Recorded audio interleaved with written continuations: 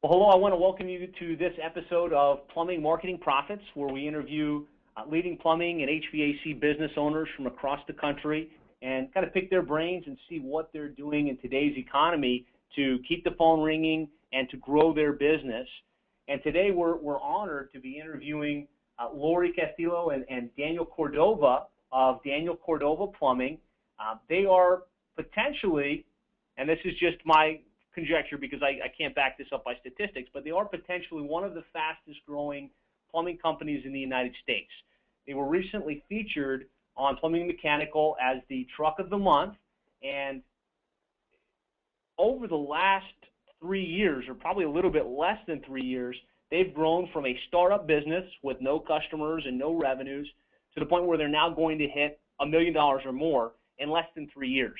So this is really exciting stuff. We've interviewed a lot of people on the podcast, talking about business owners that have been in business for 20 and 30 years. But today we have the privilege of talking with a very fast-growing company that has done a lot of things right and is starting to reap the rewards. So I want to welcome to the call Daniel and Lori. Hello. Good morning, Josh. Good morning. Hey, thanks you guys so much for taking the time out of your busy schedules to be on today's episode. No problem. We appreciate it. We are actually excited to talk to you. Quite an honor. Thank you. Thank you. Absolutely. So let's start. If you could, just tell us a little bit about your business. And I know I gave a little bit of a background, but just tell us a little bit about how long you've been in business, approximate revenues, number of trucks, number of employees, that type of stuff. Okay. We've been in business as of August of 2013. Would have been 2 years, right? Yeah, so we are our license is of August 2013. We're currently running four service trucks.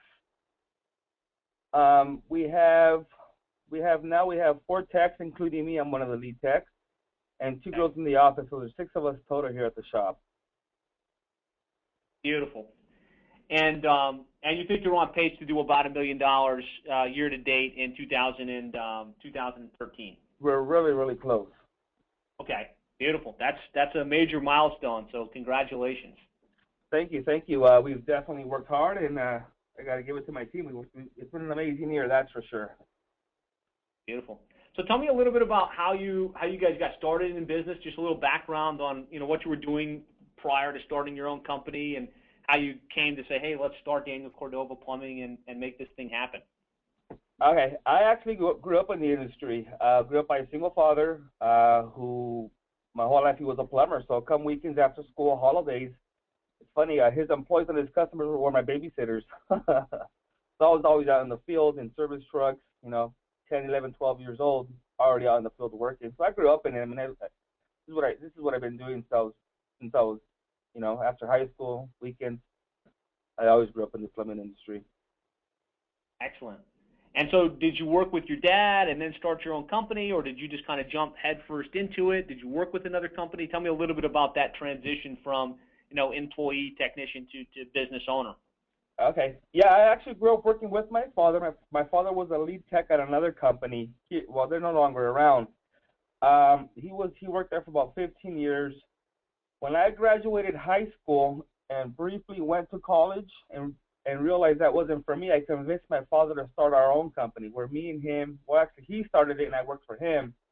And I did that for around 7 years, and it wasn't for me. I knew then I wanted my own company. I wanted my name on the truck, and I wanted my ideas to come into play, and I really wanted to fulfill my vision of owning my own company. Nice. That's awesome. So as we think about how you're marketing the company and the fact that you grew so quickly, I feel like there's really 3 core pillars to marketing yourself for success. And those 3 pillars are market, message, and media. Market, of course, being who you're selling to, who your ideal customer is. The clearer you are on who you're going to sell to, the better you can craft your messaging and the better you can select the media to reach that customer base. So I'm going to break down my questioning in those 3 areas: media, the who, market, the who, media, the how, and message, the what. What you're saying that makes you stand out. So let's start. Who would you guys say is your ideal customer, that ideal target market that you serve in your area? Well, our idea target market, we definitely want to go after the, the homeowner professional, who really values our services. Okay. We're still working on that. I mean, that's still a work in progress. I don't even think we even hit our target market just yet. We're still working on that. Being such a new company, we're really brief on resources. But yeah, our target market would be, the Mr. or Mrs. Homeowner who really cares about their home and who are professionals and really value our services. Excellent. And you could go deeper. Obviously, you don't have to necessarily go deeper, but I mean, who your customer is. It's the homeowner and the the professional that's not necessarily looking for. I mean, you guys are going after the high end, the low end, or kind of in between medium and high. Yeah, well, I'll sort of jump in. Our target market, we've in the beginning it was just take what we can get sort of thing. As a new company, nobody really knew who we were or what we did, and we had to get our name out there somehow. In our service area, which is primarily the San Gabriel Valley in Southern California, it was hard to, we couldn't just jump in and just reach for that specific audience, but we slowly took our time and built ourselves up, and, we sort of divided the market into 3 different sections and said, okay, this is who we want. And right now we're sort of spread out between the 3, and the 3 being, tenants. And that market, which is the, maybe middle-aged homeowner who does value the work. And then there's sort of a middle audience of the younger generation, the Yelpers, the people who are always online and social media, and they're homeowners, but they do a little bit, actually a lot more research than that middle-aged homeowner that, we definitely want to target, which is fine, but we've learned how to work with each audience, I guess we'll say. Beautiful. So we're definitely fine-tuning that as we speak. Oh, that's awesome. I appreciate you elaborating on that, because I think that's a great insight. Knowing that there's a different mentality between the the 50-somethings and the whatever they call them now, Generation Ys, that are more social savvy and more online based.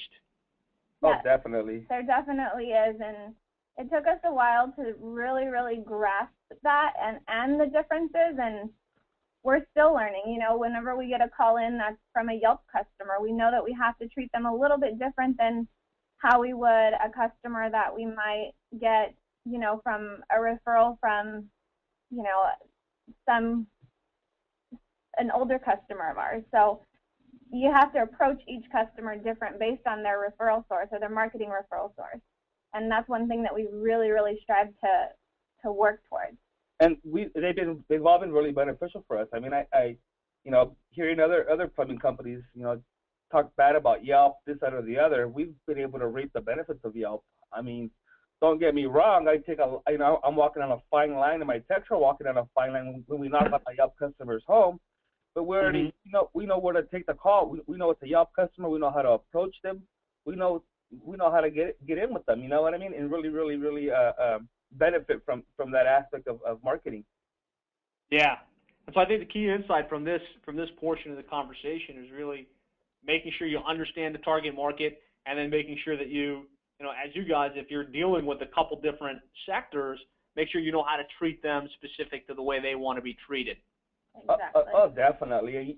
I mean, a Yelp customer is not going to appreciate the same thing as a customer who saw our sign on the billboard on the freeway. So they're definitely a different customer. Yep. Awesome. Great stuff. And so the next piece, now that we've kind of identified who we're selling to, the homeowner willing to pay for the services, we want to make sure we craft a message that resonates with them, and that all comes down to what your message is and what your unique selling proposition is. And it doesn't have to be broken down into one concise, we're the number one plumber because XYZ, but it's more positioning. And so how are you guys positioning yourself uniquely in the eyes of your customer base or potential customer base? Well, that sort of started out right from the gates. We got our logo situated right out from the beginning, and we made sure that the logo depicted,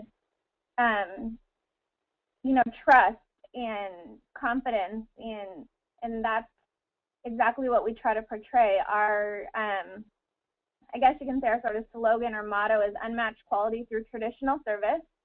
And we really, really stand behind that motto. And the way I try to explain it to people is that if you think of, I guess, what we only see in movies these days, but you think back when you had real servicemen, and by servicemen, I mean, milkmen that came to your door dressed in a white uniform. Like I said, you only see that in movies these days. Or, the gas station attendants that would come and pump your gas with a smile, and that's the type of service that we strive towards. And we do that with every single customer. It doesn't matter where the customer found us. We do that with every single customer, and that makes a world of a difference in a time when everything is so fast-paced and everybody's on their phones, and customer service has sort of gone with the wind. It's out the door. And we try our best to bring that back, and it really, really makes us stand out, because for some reason or another, it's one thing that these companies really lack. Yeah. So that's wonderful. Unmatched quality through traditional service, and you've really narrowed in on what that traditional service, what the visual connotation of that traditional service is. And you spent a lot of time, you said, on branding and positioning yourselves as not just a guy in a single truck, but as a professional entity through a professional logo and the messaging that you're putting out into the market. Yeah, definitely. I mean, we get it all the time. We have people calling in, and they think we're a huge company. Even just running, 2 trucks, people thought that we were some big business, but they thought we were a big operation. Yeah, they think that we're some 20-truck operation, but it was just a matter of right from the get-go, we got our logo situated, and we kept it consistent. I mean, I feel like we have a really strong logo. I feel like we have really strong and bright colors, definitely, that sort of stand out: the orange, the bright green, and the blue. And we just kept that really, really consistent across the board. And really nailed down our branding with that, and we continue every day to make sure that that brand is represented in all aspects of the company. And about a year ago, we moved into a new shop, which is right off of the 10 freeway, which is, you live in Southern California, it's one of the most populated highways in our area, and the shop that we got has an actual freeway sign, a billboard, so we were able to utilize that and put that to work, and it's been amazing for us. I mean, when people already thought, just by seeing our trucks, that we're a huge operation, then they see this freeway sign go up, it kind of just like, who are these guys, Well, what are they doing here type deal. So that was actually pretty cool as well, and it's definitely helped out with the branding and, making us look really, really professional, give that professional image. Sure. And was that part of the lease, or was that a special thing that you negotiated with the landlord? That I guess billboard basically that's right outside your building. Well, what happened was that we had to completely restore that billboard. It was really trash, so we had to put a lot of money bringing it back up to date. So they were pretty okay with us utilizing that. Nice. Yeah. What a great strategic thing to move into a spot that works for you, but also that gave you the ability to have that level of exposure on a super traffic highway. Yeah, never in my wildest dreams would I ever thought that I had my name on the freeway. It's actually pretty cool. Awesome stuff. So now we can talk about the media. So this is what everybody thinks of when they think about marketing. Is, okay, direct mail and yellow pages, and like we just talked about, billboards and wrapped trucks. But it's really important to spend the time on the front end to, like you guys did, think about the brand, think about what message you want to put out to that group of people, get clear on who you're selling to and why you're selling to that specific audience, so that as you move to the media piece, the billboards and the websites and all of that stuff, it's targeting a specific group of people with a very specific message. So let's talk a little bit about the marketing mix. What types of things do you guys do, and have you done over these last couple of years to grow so quickly? What's the mix of marketing strategies that you have in play? Well, as you know, we started out with sort of a zero budget almost. Shoestring, right? So my primary job was just, aside from the first step was, getting our logo locked down. Once we got that, designed some really nice looking business cards, some brochures, and got all of that printed. So that way we had something on paper, so it made us look a little bit more professional when, it was just Daniel and myself in the beginning, so it made us look a little bit more professional when he would go out on the field. But with a zero budget, it's really, really hard to work with. But right. I knew myself that getting online was going to be the biggest thing. Myself, I owned my own business for a few years before that, and I did a lot of online marketing. I actually, with the help of a friend, used my own somewhat graphic art skills and built up our website. And that was the first major thing that I worked on, was just making sure that we had a website that relayed our brand. Now, it's been updated a couple times since then, but it's pretty much stayed consistent, and the website was the biggest thing. And the next thing with that was just the SEO, and I owe a lot of credit to you, Josh, and your team. We've done our homework on you way before yeah. since the beginning, Josh. As you know, we've been in touch for a while, and I pulled a lot of ideas from you. And with zero budget, it was hard, so I had to do a lot on my own. So while Daniel was out in the field running the very few calls that we had, I think we were even scrambling calls off Craigslist. I mean, this is quite. Oh yes. So if we go back to the net, setting up the brochure, the logos, the business card, getting a good website, doing your own due diligence, and I know you spend a lot of time learning how to do SEO and how to set up the website right. And then it sounded like some Craigslist ads. Were you posting those ads? Well, like I said, at the beginning there was a zero budget. We had no money. Right. This was a turn of the economy was still down. Nobody was going to lend us a dollar. I mean, that was there was no budget, absolutely no budget. So yep. Yeah, we were wherever we can get a call, we'd run it. And we'd hang up door hangers when there was no calls. We'd do whatever it took.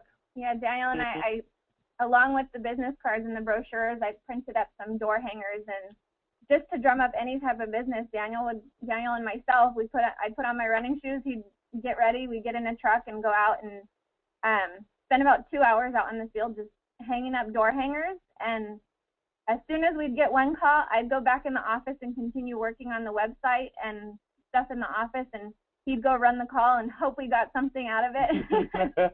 Wow, that is classic. That's beautiful. Yeah, and we did that for a while. We'd have to go out every couple of days and hang up door hangers until we got that next call, and again, I'd go back and we'd just continue working at it. But our website was definitely the first thing that we were very, very, persistent on getting up and getting running. We wanted to establish that foundation of being a legitimate company. And these days, if you don't have a website, you're not a legitimate company. So that was huge. We definitely wanted to do things right. Before we talk about some of the other things you guys have done, I'd love to kind of pick your brain on that door hanger. What did the door hanger say? Because it sounded like it wasn't. I don't think you guys probably say this is your great strategy that grew the business, but it generated some business to help you guys get the ball rolling. What was the messaging on that door hanger?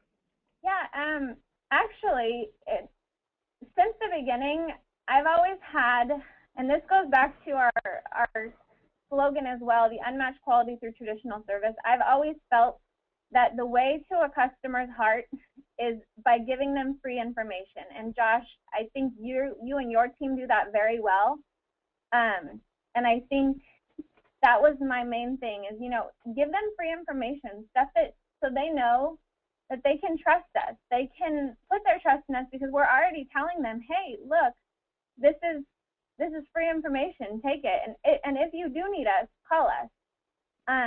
So on that door hanger, on the back side of it, we had a list, and it said something along the lines of 5 tips, or it was like 10 reasons. 10 tips to avoid having to call a plumber. Yeah. That's what it was. Really? So it was 10 Yeah. 10 tips to avoid calling your plumber. And we just gave, simple things like don't put grease down your kitchen sink, little things like that, but it was free information. And it was real eye-catchy. So, I mean, we didn't get a lot of calls, but we got quite a bit of them. And, and at that time it was relevant. With the zero budget, it worked. It got us where we needed to get the ball rolling a bit. Beautiful. And I'm glad I asked that question because it's really counterintuitive. The average person would think, well, I need to drum up some business. I'm going to put out door hangers, and it'll say, just be a coupon, $10 off the service or something, and maybe that would work. And you guys took a completely opposite approach, which was how to avoid having to call a plumber, right? I mean, basically. Yeah. We definitely try to take a lot of different approaches. I mean, out here in my area, it's a real competitive area, and there's guys putting numbers on their trucks as far as how much they'll come to your house for, and we've always been really against that, Sure. So we definitely take a different approach towards everything. Beautiful. And so as you guys have grown, what other things, if any, I mean, maybe the SEO and the website is all, what other things have you done in order to help stimulate growth and keep the phone ringing, help you guys continue to grow the business? Yeah, a lot. I mean, I will have to say that we really, really, really reaped the benefits of just being online primarily. Really building out, our SEO, our website with SEO. We pulled ourselves on social media, and a lot of people, they in our industry, they sort of waver on social media, but I told Daniel from the beginning, our reason for being on social media is not to gain business. It's not to get the phone ringing tomorrow. Our reason for being on social media is to stay in front of the eyes of our customers. As long as they're seeing stuff come from us every day, every couple of days, that's important. So social media wasn't a big thing, but it's something that we've definitely kept ourselves on. I'd say using a lot of lead generation sites, such as HomeAdvisor. We just got on Angie's List this year, online directory sites. Yelp has been actually huge for us. But keeping with all of that, we did all of that, but at the same time, our retention marketing, it wasn't just big for us to go out and get customers. Our number one goal was to go out and get customers that we're going to keep.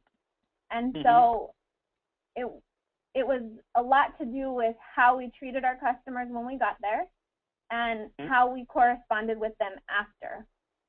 And that was... Tell me a bit about what you guys did for that retention piece of the equation. Yeah, so one of the other pieces that we got printed right away were some postcards. And the postcards basically just said, thank you for using our services. If you ever do need to call us back, here's a $20, coupon off of any service. And every postcard was handwritten, so they still are. They still are, yeah. Always will be. Yeah, they're handwritten. So by handwritten, I just mean like the customer's information is handwritten, and we also, sincerely us type thing. That's all handwritten, and it goes out to the customer. So that's the first. Well, it's actually the second thing that they get. The first thing that they get is an email from us saying thank you as well. And that was a tough one because in the beginning it was hard to get emails. On Daniel's end and out on the field, it was hard to get emails, but he sort of figured out how to explain it to the customer, and now he doesn't go a day without getting an email from a customer, and it's pretty awesome. And if I text, I'll get an email. Oh, they're going to hear it. But getting that email is sort of twofold. We're able to send them that, personal email thanking them again for their service, asking for online reviews. But also, we put out a monthly newsletter. And again, our monthly newsletter, much like social media, isn't to drum up more business. We don't plaster it with coupons and ads. We give free information. Yeah. And we make it fun. There's one part on our newsletter that stayed consistent since the beginning, and it has nothing to do with plumbing. I have a happy hour section All right. in our newsletter, and it's just, I have a drink of the month every month, and I give a recipe for it, and our customers love it. Yeah, our customers absolutely love it. They'll email back asking for more recipes or even giving us recipes, you know. It just really, it just makes the relationship between us and the customer much better. They think of us like family, and they don't hesitate having us over at any time. Yeah. Wow. In fact, one of our last newsletters was for Thanksgiving, and one of our articles was, you know, don't invite your plumber over for Thanksgiving, meaning, you know, take care of your drains and don't have to call us on an emergency call on Thanksgiving. We got invited to so many. We got invited for so many dinners that after that newsletter, they're like, we want you over. Yeah. Come on over, right? Yeah. So, nice. So definitely making that relationship with the homeowner, you know, building that trust, that value, where they really see us as family, part of the family. So a very strategic approach to, once you get the customer, how do you get that customer to become a loyal fan that wants to use you again and refer you to their friends? And so social media is a piece of that. Email marketing is a piece of that. I like what you said about sending a thank you card, a physical thank you card in the mail, because in today's market, I mean, so few people take the time to send a personalized touch like that. So I'm sure that goes a heck of a long ways. Getting a card from your plumbing, you know, provider that says, hey, thanks so much for your business. We really appreciate it, and here's a coupon off your next service. Definitely. Yeah. We actually do two. We do two postcards, right? Yeah, our first postcard that we send out goes out pretty much right away, and that one is thanking them for their services and offering them, you know, a discount. It's actually, the first one is if they leave a review, we offer them a discount off a future service. But the second one we send out about 2 weeks later, and that one, it introduces our customer referral and loyalty program, which that is actually in the process of being revamped, but it has always been, you know, if you refer a customer or, you know, if you ever utilize your services again, you automatically, you can reap the benefits of, you know, being a return customer with us. We value our return customers, and we hold them in the highest degree. Nice, almost creating like that feel of membership. Now that you're, you know, now that you've used us, you know, there's a rewards program for referrals and a discount for using us again in the future. Yeah, and actually it's funny, and I don't even know if I should really touch on this, but I will. Uh-oh. You know, with that, speaking on terms of a membership, in the beginning, myself being new to the industry, I heard everybody talking about service agreements, getting people signed up on service agreements, and I kept telling Daniel, why aren't we doing this? Why? I don't get it. You know, we have to do this. Everybody's doing it. Why aren't we doing it? And I kept pushing him, and finally he pushed back and he said, this is why I don't do it. And his explanation was very clear and very honest, and it's the fact that we don't need our customers to buy a membership from us. We're going to gain their trust and keep them. And so far, we have. We've hardly lost any customers.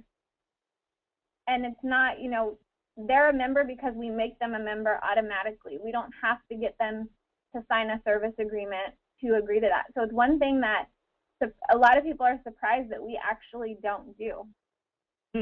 And so it's almost like an implied, you know, every customer is just automatically enrolled in a service agreement, but they don't pay for it. It's just part of being part of the Cordova family. Exactly. And a lot of customers, you know, I mean, a lot of companies, the benefits of being a service agreement member are cheaper prices or faster service or, you know, all of this. And we give that to every single returning customer no matter what. So Beautiful. They don't need to buy into it. The only difference is that, you know, with a service agreement, they get a yearly inspection generally. We'll offer a free assessment, but we make sure to take care of our returning customers because they're the gold of our business. you know, they're the ones who we don't have to work as hard at. We don't spend as much money to attain because they already trust us. Right, right. And I guess at this point, how much of your business would you say is repeat and referral-based business versus net new? They found you from the billboard, or they found you from some other online source. Currently, it's about half, about Okay. 6%. And as a very new company, you know, we're just over 2 years old. That's huge because yeah, that's outstanding. we started out with not a single customer. So for us to have a 50% retention rate and be where we're at and the numbers we're pulling currently, it's a big deal. Absolutely. Yeah, that's fantastic. So one thing I want to come back to before we move past it was getting the emails. And you know, you mentioned initially there was a big challenge. You know, out in the field, the guys couldn't get the emails, and that something changed that helped you guys start to get the emails. Tell me a little bit about how you're wordsmithing it so that they do feel comfortable giving you that email address. All right, Josh, I'm going to be really honest on this one. I'm going to tell you the truth, and I'm going to see Lori do her happy dance, all right? You know, to be quite honest, it was all on the field. It was all me. So it was just me and Lori, and she'd tell me, get emails, and I was always against it. I don't even think I had an email back then. And she was persistent, and she hounded me, said, get those emails. And I never did, and she would get mad until finally I started getting one or two. And then Lori was getting happy, you know, she was my biggest cheerleader, get emails. And finally, I think we had an emailing list of like 10 or 12 emails we had, right, Lori? Yeah. Poor Lori sits in the office, you know, she's going all gun-ho on this newsletter, you know, it does an amazing job, and they're still the same. We go back and look at them, they're still all the same. And she sends it out to like 10, 15 people who are on our emailing list, right? Mm-hmm. And we get a response. Someone says, yeah, come back out, you know, and since that day, I've never missed an email. You're like, wait a minute. So if we send this email, how much does that cost? It results in more business. Oh yeah. So it's definitely been a major key player in building the business, is getting those emails. You know, staying in front of the customers, doing follow-ups. I mean, we do an amazing job with that with our email, and we utilize our email to its max potential. I mean, we're really cautious of our emailing list. We don't bombard our customers or give the email list to anybody else. We really respect it, but we really utilize it to its maximum capacity. Beautiful. And then so it really wasn't a change in much else than just deciding, yeah, we want these emails, and I'm going to make sure I ask on a consistent basis to get them. Yeah, it's funny because talking to other companies, I'm like, you guys do a newsletter? They're like, no. Like, you guys are out of your mind. What do you mean you don't do a newsletter? So yeah, it's definitely been a key player, and it's fun. Customers love it, and it essentially doesn't cost you a thing. I think it was just, yeah, his mentality and understanding the value behind it is what changed in him, how he asks customers. And the key to getting them is, number one, asking. You're not going to get it if you don't ask. So that was the first step. And he'll even say, you know, every once in a while he has a couple of customers that are really resistant to it. But he lets them know, you know, we don't bombard our customers. It's not going to be like junk mail. You get it once a month. And if you don't find any piece of valuable information on it, then, you know, it's one click and you can unsubscribe. But he's really good now about portraying that value over to the customer. Yeah, I mean, it used to be half of the battle on a service call was getting the email, but now we got it nailed down. I've taught my technicians how to do it, and it's been amazing. We're actually switching over to the way we're doing invoices is going to be on tablets, so that'll be much easier in getting emails as well, right? Yeah. So it's sure, because then you're telling them we're going to email you the invoice, yeah. And you don't even have to explain anything. It's just okay. Once we get on our tablets on our new operating system, it'll be much easier. But it's definitely, you need every email from every customer. It's just as important as their address and phone number. Beautiful. Great stuff. And then at the moment, you know, there's a lot of email marketing systems out there. What tool are you guys using to house those emails and send those emails out? When I put up the website. My friend who really helped us get our website up and running, he introduced me to a company called MailChimp. Yep. And I started with them, and we've been with them since then. So yeah, MailChimp's been our primary server for that. And it's a great system. You know, so you've got all your customers' names, email addresses in there, and then you push out your newsletter once a month through MailChimp. And about how much time does it take for you to put that together on a monthly basis? Well, you know, my assistant in the office, my office assistant here, she's really stepped it up and has been helping me a lot with it since I've been a little tied up lately. But it'll take us if you put all of our hours together, it's probably one full day. Okay. If that. We've gotten a little bit better at it, so. So you guys don't skip on the newsletter. I mean, that's a serious newsletter. Oh, no. I start getting mad if I don't get time my newsletter in my inbox by the 10th. Nice. Well, great. Thank you for sharing that, because sometimes these little details get people caught up. I mean, they get the idea, okay, I need to send emails, I need to get email addresses. But you're just helping to, you know, connect the dots a little bit, you know, get MailChimp or some other email system, and this is something you can do without spending too much time. Yeah, definitely. And it's worth it. You know, it generates additional business and it helps you grow. So out of all of these different things that you're doing, the billboard, online, social, pay-per-lead services, paid online directory listings, what seems to be generating the most leads on a percentage basis of your net new type business? Our biggest, like I said, is just that retention marketing. Everything that we do to keep our customers and make sure that they stay with us, that's obviously number one. But as far as everything else, they sort of jump throughout the month, or from month to month. You know, one month HomeAdvisor might be great for us, and the next month Yelp is. And that's just sort of how it's played out. I would say, I mean, I can say HomeAdvisor and Yelp are probably our biggest. Probably our biggest. CEO is also great for us as well. SEO, yeah. SEO, I'm sorry about that. SEO is also great for us as well. So organic rankings and organic rankings and pay-per-click. Yelp. Yeah, they're actually. I think they're probably a little higher than Yelp and HomeAdvisor. Well, yeah, definitely our online, you know, our SEO and our organic, and also our pay-per-click. I mean, it sort of works hand in hand, because we did start using pay-per-click about a year ago as well, and we invest quite a bit of money in that as well. But so yeah, online. But like I said, I definitely think that, you know, some months some work a little bit better. Now, you know, Josh, we're happy that after about a year of utilizing your free information and help, we did join with your team, Plumber SEO, and we've been very grateful for your help. It's been a relief and, you know, a little load off of my shoulders, not having to worry about keeping up with the SEO. And we just started with you, but I have all the faith in the world in you and your team. And so, you know, as we mentioned in earlier conversations, we are so busy right now and very grateful for how busy we are. And I know we just started with you, and we're a little worried. We're actually quite worried.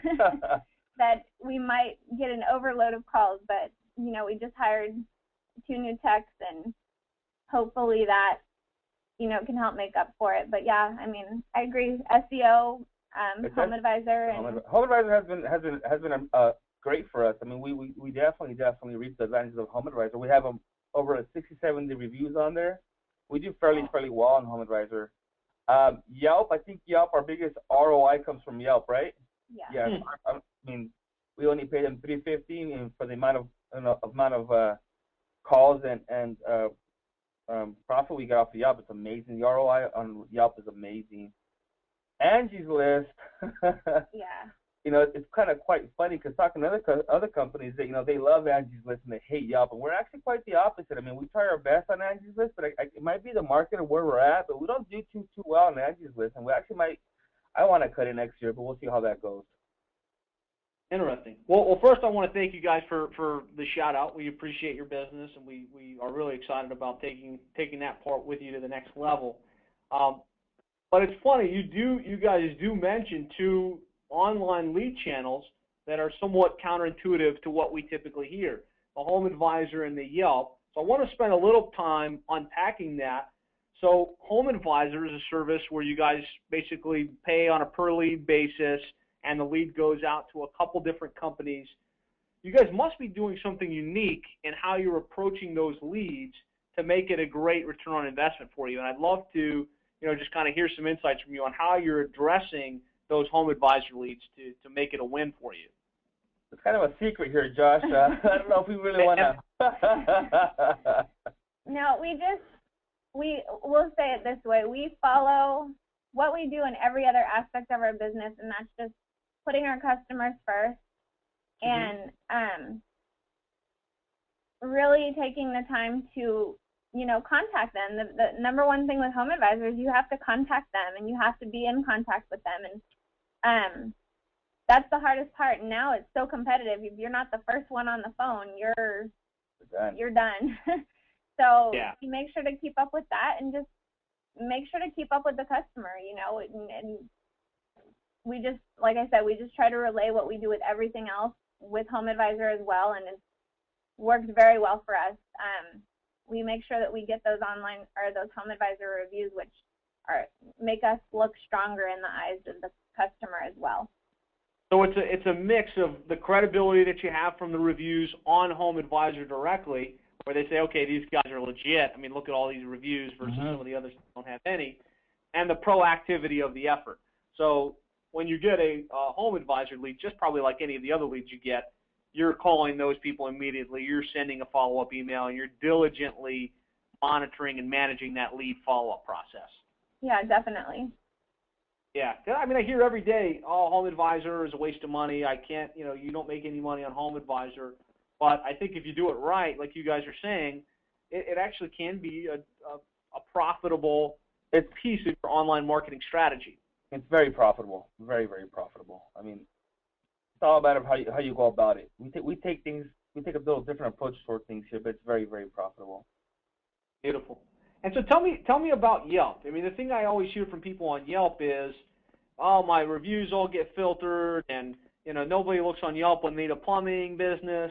But you're saying it's a great fit for you. Tell me a little bit about why you think that is. Yeah, I'll jump into that one, because I'm actually a Yelp advocate to the highest extreme.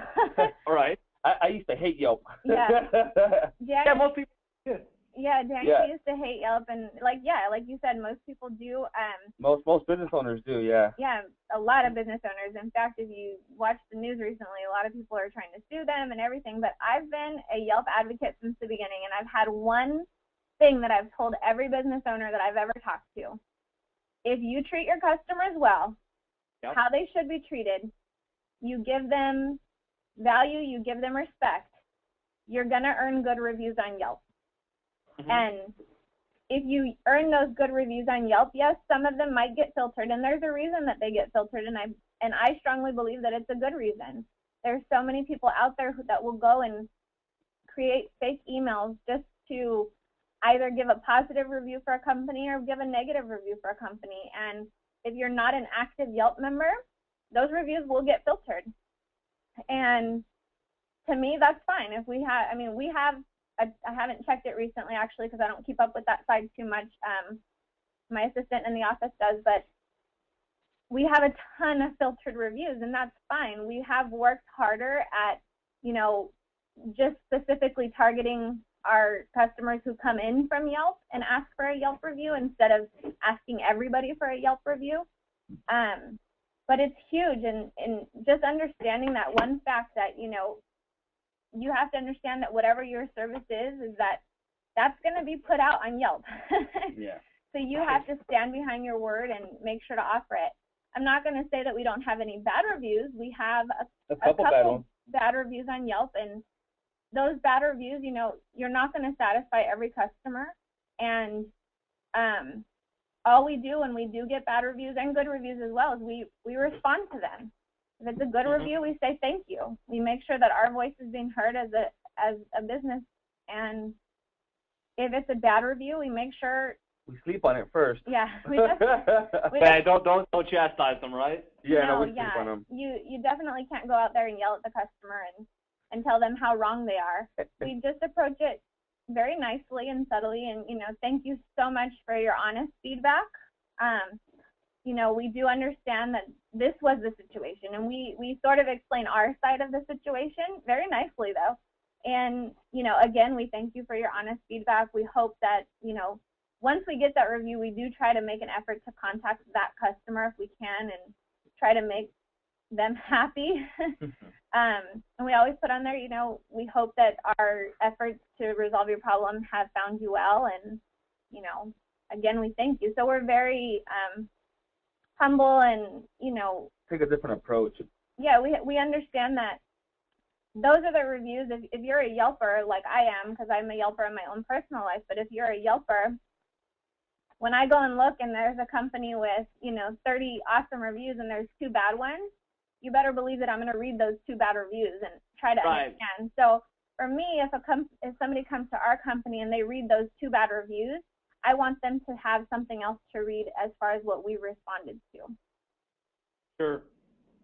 So again, it goes back to, since you have such a great customer experience and you're so focused on keeping your real customers, your active customers happy, that's one of the reasons Yelp works so well for you, because you're providing a great experience and they're more than happy to go in and write good things about you. Yeah, in fact, we just joined the industry network Nextstar, and we just got back from a conference out in Minneapolis where it was a little chilly, but one thing that we learned out there was, good work isn't good enough anymore.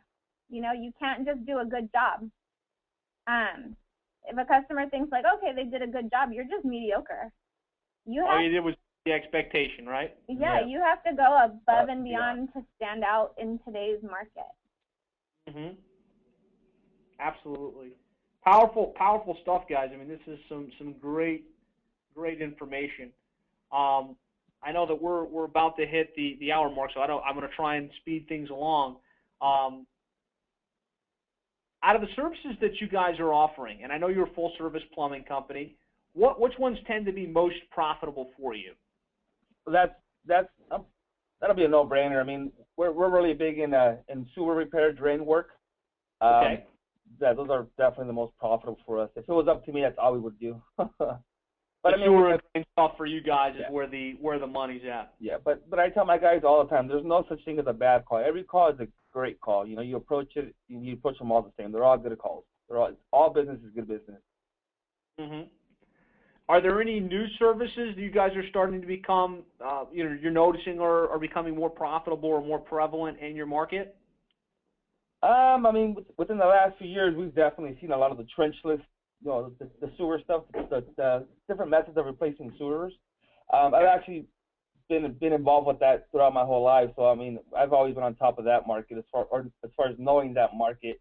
But yeah, there's a lot of I guess the most popular thing around this area. Sorry about that. Oh, that's okay. What's really, I think it would be the sewers and the rooter stuff. That's really big in this market. Perfect. Great. So you guys mentioned Nextstar. I guess other than that, if maybe that's the only one, what organizations are you involved with that you feel like you've gotten value from? We just recently joined Nextstar. I mean, like I said, we've picked Nextstar's brain since we started. We've been on plumbing and mechanical, reading their articles, trying to do as much homework as we can, and we finally decided, hey, we should go check it out. We went to Indianapolis 2 months ago, and we loved it. It's just so much resources, so much information. It's definitely mind and game changing. We were actually really on the fence about joining because we felt like we had a really strong base already.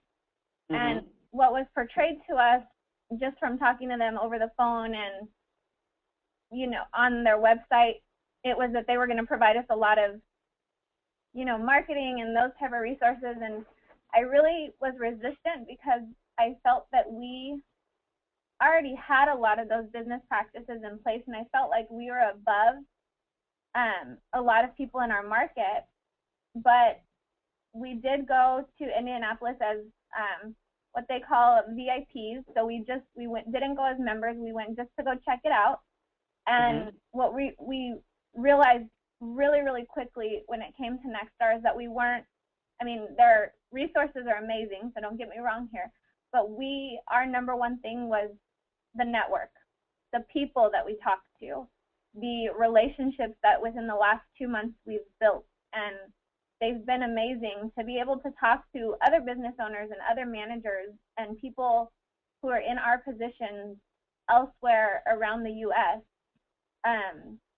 even some here in California, in Southern California, not too far from us as well, and just be able to openly talk to people who you would normally consider your competition, but they're not, and they're more than willing to help and give you advice. And so our marketing hasn't changed and probably won't change too much, but as far as our business practices and things, it's just helping us grow a little bit stronger.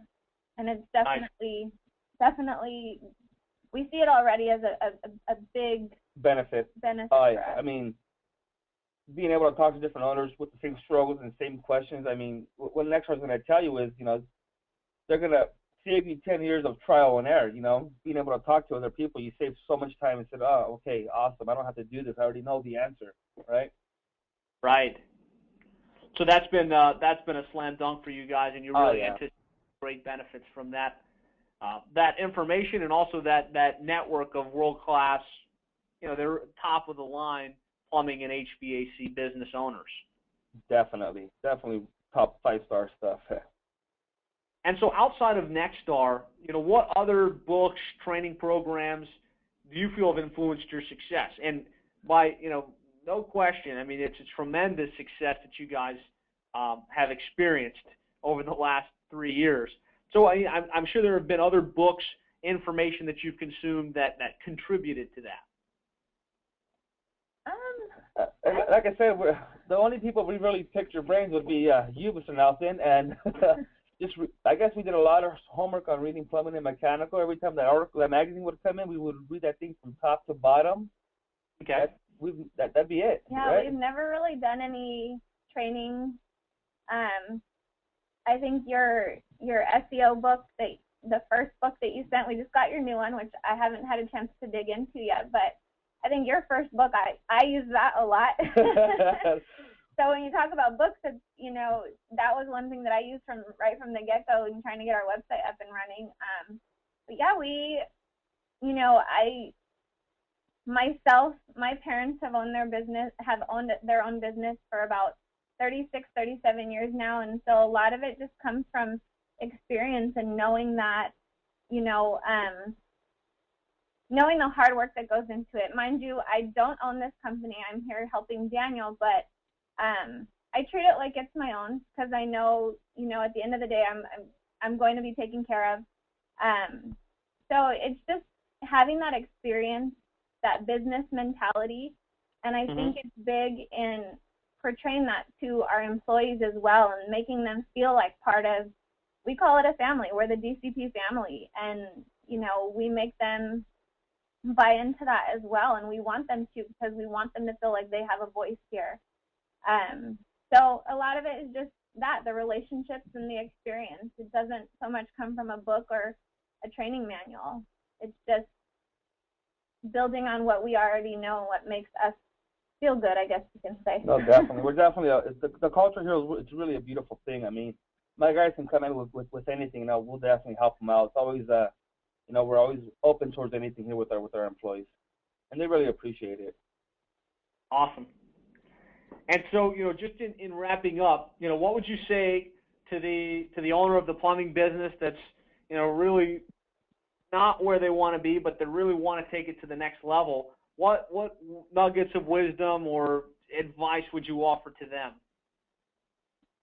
Don't be afraid of change, and don't be afraid to ask questions and look for help.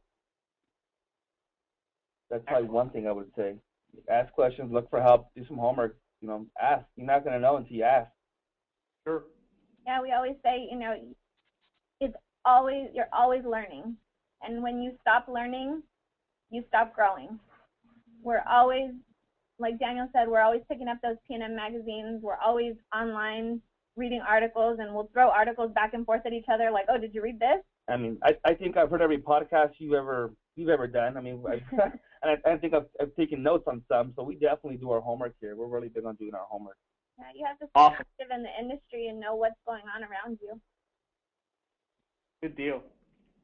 Well, I mean, this has been tremendous. I can't imagine anyone listening to today's interview that's not going to be able to take a handful of things and say, man, Daniel Cordova Plumbing grew from scratch to over $1 million in a period of 3 years, and it's just tremendous. And it's amazing that you guys are willing to be so open and to share, what's worked for you, and be willing to lay the foundation and lay some of the groundwork that other plumbing and HVAC business owners can benefit from. So thank you guys for spending the time and for being so willing to share. Well, thank you, Josh. It's actually quite an honor. I mean, I like I said, we've done a lot of study on you and listened to many podcasts in the past, and we're like, one day we're going to be on that thing, right? Here we are. So it's quite an honor. Yeah, and probably faster than you anticipated. So Much faster. Outstanding. Well, we'll wrap it up there. Obviously, if you want to get more interviews, more podcasts of interviews with other plumbing and HVAC business owners similar to this, you can go to plumbingmarketing.net. There we've got an inventory of the historic ones, and you can register to be alerted as new interviews are posted. So hope you found great value from this episode, and we'll look forward to talking with you again soon.